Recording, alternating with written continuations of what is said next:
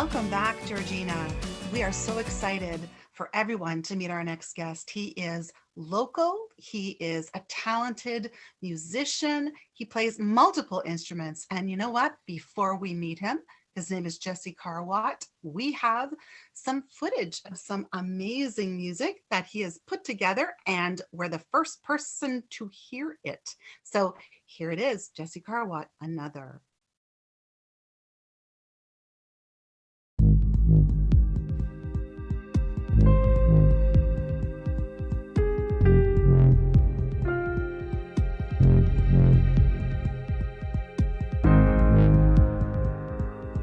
Taking a chance just to love again.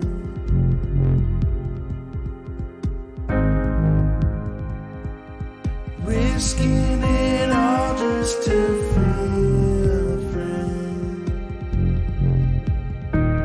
Oh, another.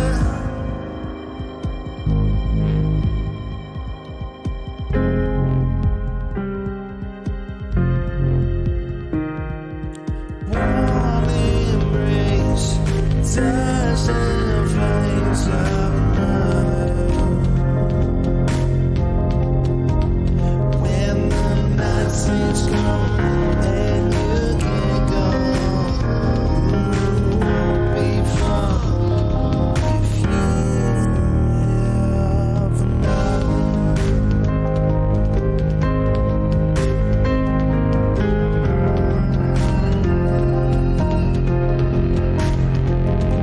Small and softly on your mind. You know I'm a broken man, and everything's going away again. Finding your heart just to hold me.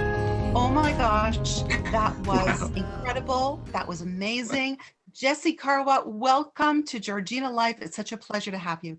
Thank you for having me. When I was getting ready to come on camera, I had the clip on my phone and I was listening to it and trying to watch it, trying to get camera ready. And holy mackerel, what you created and you said off camera, you did that over the weekend. I mean, my eye was going all over the place. I said to Linda, we were texting back and forth, that the music was almost haunting, and it was just taking me in so many different places. So wow, I mean, where did that come from? Well, it's in part a romantic song, but it's also a song about, reaching out to loved ones in this current time, which, can be a little bit saddening. And so I was trying to touch on all those different energies in this song and make sure that it felt like longing, but it also had a sense of love to it. So that was the goal. You got it. Thank you. Totally did. So, Jesse, I have a question for you. I know that you're local. You were sort of raised in Georgina. Yeah. Now, when did you first realize that you really wanted to be a musician? Almost right away, almost as soon as it seemed tangible. I had a great music teacher that showed me footage of him kind of doing the path that I'm on right now when he was my age. And that was really inspiring. It made me long for the chance to be able to play in front of large audiences and write music to help share messages to my community.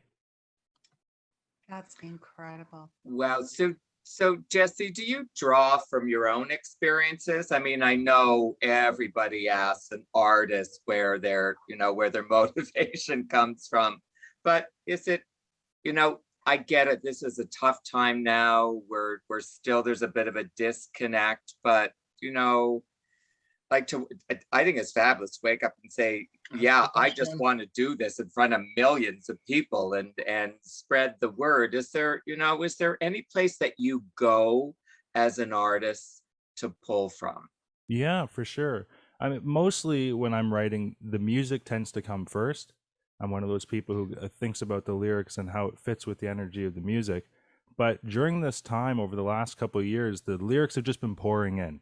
it's very easy to put a lot of the emotions that everyone's feeling collectively into music, which has kind of been a blessing amongst a little bit of the chaos. So yeah, I think, I've felt a lot of feelings over the last year that has made me want to get them out into a full-length album. So this song actually that you're hearing is one of a full EP that I'm planning to put out in the spring. So there's lots of Wow. ideas and lots of thoughts floating around that I'm hoping to get out. And yeah, I'm really looking forward to it. Very exciting. So Very Jess, I exciting. mean, you've come a long way, from Keswick to I'm Mother Earth. I mean, it's just pretty incredible. And we've been talking a lot about Black Canadians and just, all of the amazing stories out there. Can you tell us, what does Black History Month mean to you? What does all of that mean to you? Black History Month. Wow, such a big question. But the way Yeah. I can sum it up is education, mainly a chance to educate anybody who's willing to lend an ear. And I've worked for many years with a friend of mine, Glenn Murray, and his band. And we Oh, travel around through a lot of the schools in York region and locally. And yeah. we put on Black History Month shows where we try and educate the schools from a young age all the way up to high school. And through that, some people are hearing about these amazing Black artists for the first time. And we actually get to be the vessel in how they hear this music and hear about these people for the first time. So for me, yeah, it's very much about education and just giving people a chance to hear a beautiful message and not necessarily Yeah. make it about the hard times, but about the celebration. Yeah. It's so key. Whatever, we can do, you can do, the collective, to keep that conversation going in a positive way. And there is no better way through music and storytelling. I don't think it gets any better than that. I agree. I agree too. Fabulous. So listen, you play a million instruments. What's your favorite, Jesse? My favorite would have to be piano or keyboards in general. It's the instrument I've been playing the longest, and it almost feels like an extension of myself. It's one of those instruments where I sit down, I don't have to think about what I'm going to play.